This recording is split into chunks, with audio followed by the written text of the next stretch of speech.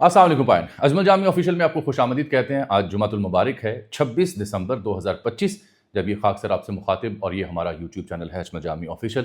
मेहरबानी मोहब्बत का इजहार अगर आपने फरमाना हो तो आप इस चैनल को सब्सक्राइब कर सकते हैं और टल्ली वाला बटन भी दबा सकते हैं। एहसन इकबाल साहब के साथ कल रात क्या हुआ वसीम बदामी साहब के शो में, डिटेल्स आप देख रहे हैं, सुन रहे हैं, वीलॉग्स भी।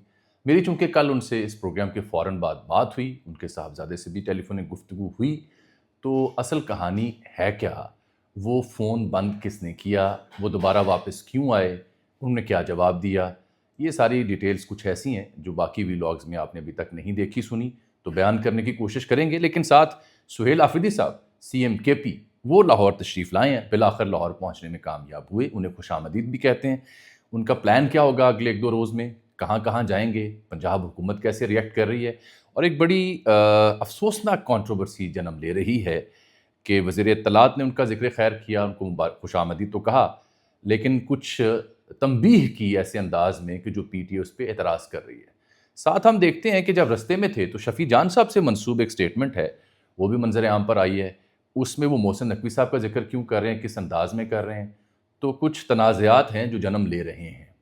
इस दौरे का मकसद असल में है क्या, मिलना उन्होंने किससे है, क्यों आए हैं, पंजाब गवर्नमेंट क्यों रिएक्ट कर रही है, मार्केट्स क्या बंद करवाई गई या ना करवाई गई, ये सारी डिटेल्स आपके सामने हम रखेंगे। शहजाद अकबर साहब का मैंने जिक्र करना है, पिछले 2 रोज़ से मैं उनके मामले के ऊपर फॉलोअप आपकी खिदमत पेश कर रहा हूँ, तो वो ज़रूर सुनिएगा, तो मेरे साथ रहें। सबसे पहले ज़रा मैं सुहेल आफरीदी साहब का जिक्र ही कर लूँ। देखिए, बुनियादी बात मुझसे पहले सुन लें। एक सूबे का वज़ीर आला जो है दूसरे सूबे में आ रहा है, जहाँ पे उनकी जमात सबसे बड़ी जमात है, अपोजिशन में है, तो इखलाकी तौर पर, उसूली तौर पर जो हमारी रिवायात हैं, जब CM सिंध आते हैं यहाँ पे या पंजाब से कोई शख्स वहाँ जाता है तो सूबे एक दूसरे को खुश आमदीद कहते हैं, चीफ एग्जीक्यूटिव सूबे का खुश आमदीद कहता है। कोई रिवायत में होना ये चाहिए था कि सुहेल आफरीदी साहब को खुश आमदीद कहा जाता, उनको चाय पे या खाने पे बुलाया जाता। पंजाब बड़ा भाई है, बड़ा सूबा है, कोई रिवायात आगे बढ़ाई जाती, मेहमान नवाजी की, अच्छा तासुर जाता, बदमज़गी पैदा होती ही ना। ये बड़ेपन का मुजाहरा करना चाहिए था। सुहेल आफरीदी का लाहौर उतना ही है जितना लाहौर वालों का पेशावर है, तो ये अमली तौर पर साबित करना चाहिए था। मेरी तो पहली दलील ये है। नंबर 2, अगर ये सब कुछ अगर आप कर लेते तो ये तनाज़ात ये जन्म ही ना लेते, ये बदमज़गी ये जन्म ही ना लेती। नंबर 2, सुहेल आफरीदी साहब जो आए हैं, मैंने आपको पिछले हफ्ते वीलॉग में खबर दे दी थी, उन्हें लाहौर आना है और वो कोट लखपत में मौजूद जो PTI के रहनुमा हैं उनसे मिलेंगे, चाहे वो एजाज चौधरी साहब हों, चाहे वो यास्मीन राशिद साहिबा हों, चाहे वो उमर सरफराज चीमा हों, शाह महमूद हों और दीगर हों, उनसे उन्होंने मुलाकात करनी है। तो असल मकसद ये है, उसमें शाह महमूद वाला पहलू क्यों अहम है और सुहेल उनसे क्यों मिलना चाह रहे हैं, ये ज़रा आगे जाकर मुझसे सुन लीजिएगा। सुहेल आफरीदी साहब को देखें, पंजाब हुकूमत जो भी कह रही है अपनी जगह, लेकिन जो सरकारी डॉक्यूमेंट्स मेरे पास आए, ये ख़त मेरे पास पड़ा हुआ है महकमा दाखिला का, इसमें उन्हें खुशामदीद करने के लिए visit of honourable chief minister Khyber Pakhtunkhwa to Punjab 26 से 28 दिसंबर तक के लिए, और ये IG पंजाब, IG प्रिजन और स्पेशल ब्रांच और जो द डिविजनल कमिश्नर हैं, जो डिप्टी कमिश्नर हैं, उनके नाम ये मरासला है कि जी सुहेल आफरीदी साहब ऑनरेबल वो तशरीफ़ ला रहे हैं 26 से 28, तो उनको फुल प्रूफ सिक्योरिटी जो है वो फ्राहम की जाए।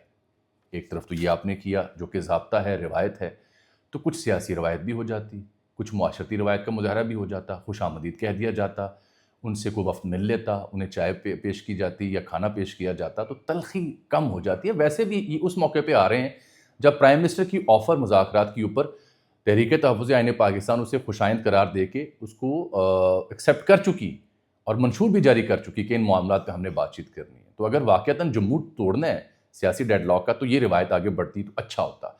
महकमे अपनी जगह पे CM को प्रोटोकॉल दे रहे हैं, फुल प्रूफ सिक्योरिटी दे रहे हैं। पंजाब असेंबली जाते उन्हें क्या मसला, वो कहानी बाद में बयान करता हूँ। तो उन्होंने जाना है कोट लखपत में जो PTI के वर्कर हैं ज़िले शाह, उनके घर भी, उनके वर्सा के यहाँ भी जाएंगे। ज़मान पार्क जाने का ऐलान कर रखा है CM आफरीदी ने, और लाहौर हाईकोर्ट बार के वकला से उन्होंने ख़िताब करना है, वो सुनने वाला दिलचस्प होगा। इसके अलावा जो ISF इंसाफ स्टूडेंट फेडरेशन है उसके अहदेदारों से मिलेंगे। फिर सहाफ़ियों के साथ भी एक बड़ा इकट्ठ उन्होंने अरेंज किया, उनकी जो पार्टी है पंजाब की वो मुख्तलिफ सहाफ़ियों से रब्ता कर रही है, हमें भी दावत दी गई, ज़रूर उनसे मिलेंगे, उनके ख़यालात जानेंगे, आप तक पहुँचाएँगे वीलॉग के ज़रिए। और इसके अलावा लतीफ़ खोसा के यहाँ गए आज शाम, लिबर्टी मार्केट के बारे में इत्तलात मिली कि उसे बंद करवाया जा रहा है।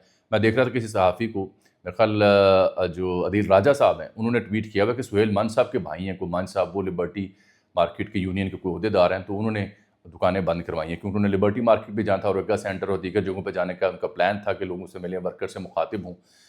تو اس میں پی ٹی آئی کے بقول کو رکاوٹیں کھڑی کی جا رہی ہیں، مارکیٹیں بند کروائی جا رہی ہیں، لیکن انہوں نے اعلان کر رکھا ہے کہ وہ جائیں گے ہر جگہ. پنجاب اسمبلی بھی گئے اور وہاں پہ ان کی پارلیمانی کمیٹی ہے، پارلیمانی پارٹی ہے، اس سے انہوں نے ملاقات کرنا ان کا استحقاق کا حق ہے، جائیں گے وہاں پہ.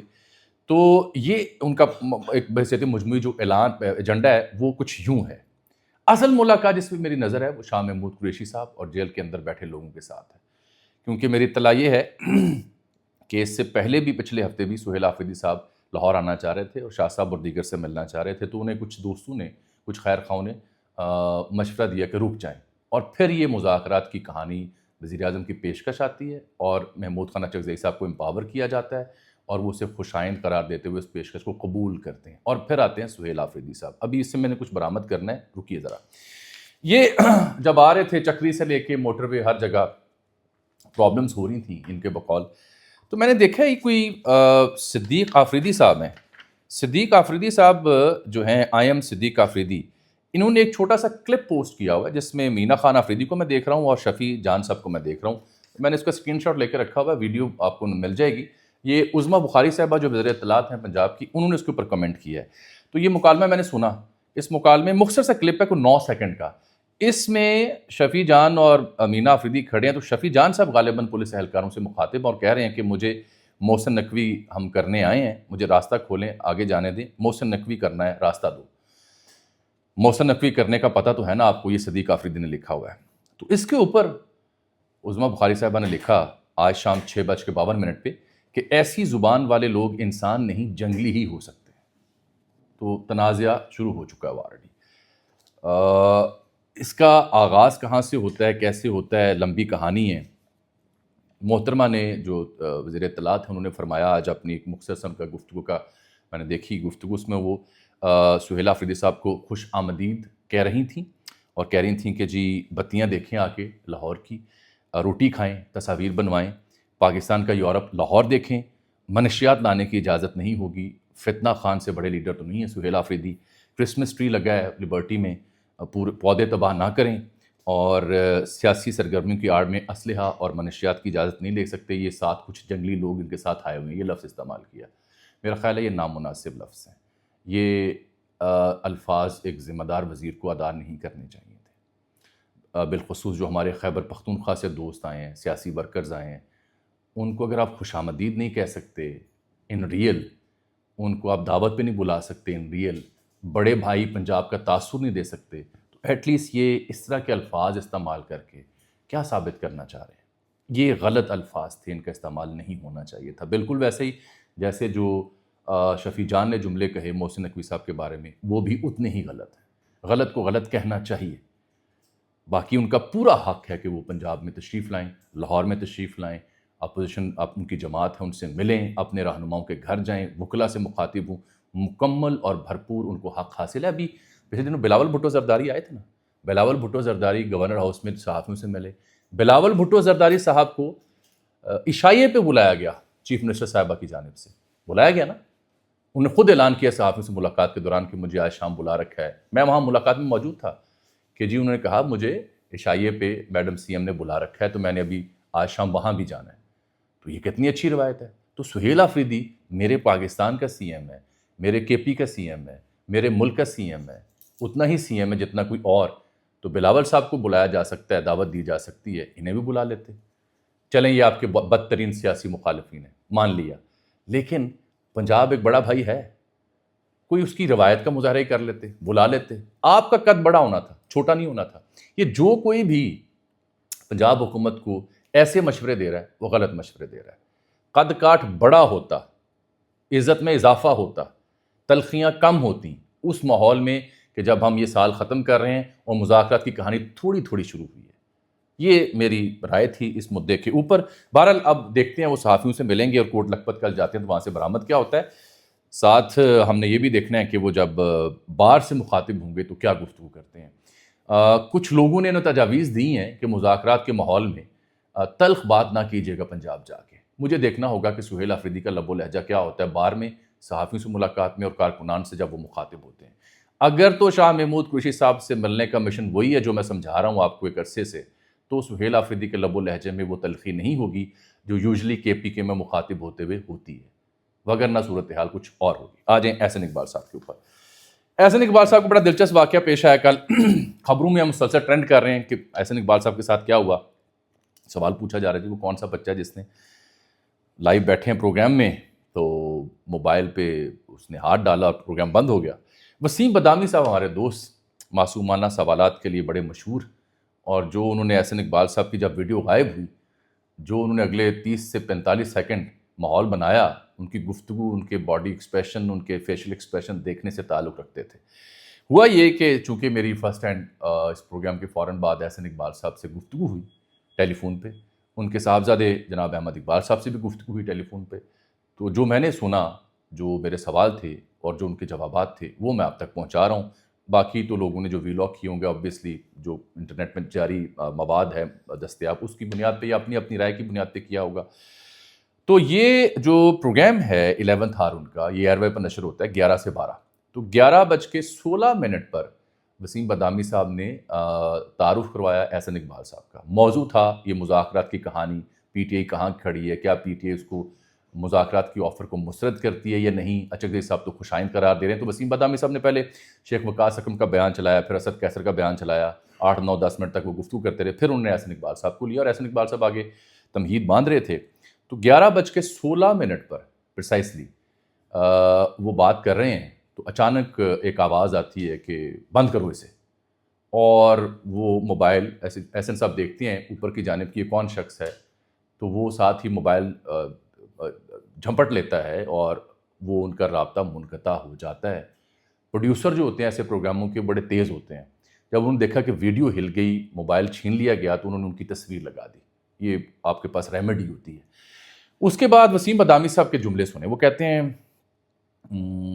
کوئی ہے آس پاس, احسن صاحب ہیں ہمارے پروگرام میں, مجھے نہیں معلوم کیا ہوا, I hope everything is okay at his end. اور وہ ادھر ادھر دیکھ رہے ہیں اپنے معصومانہ انداز میں, بڑا دلچسپ ان کا انداز ہے, دیکھنے سننے سے تعلق رکھتا ہے. اور وہ کہتے ہیں کہ شاید اپنے گھر سے لائیو تھے, مجھے معلوم نہیں, اور وہاں کیا ہوا آئی ڈونٹ نو, چلیں دیکھتے ہیں, ان سے رابطہ کرتے ہیں. اور پھر وہ ایک بریک لے لیتے ہیں. بریک کے بعد اطہر کاظمی صاحب, عامر الیاس رانا صاحب اور شوکت یوسفزئی صاحب کو وہ پروگرام میں لیتے ہیں سیاسی معاملے پہ گفتگو کرنے کے لیے. اس بیچ انہوں نے واپسی پہ احسن اقبال صاحب کا کوئی ذکر نہیں کیا.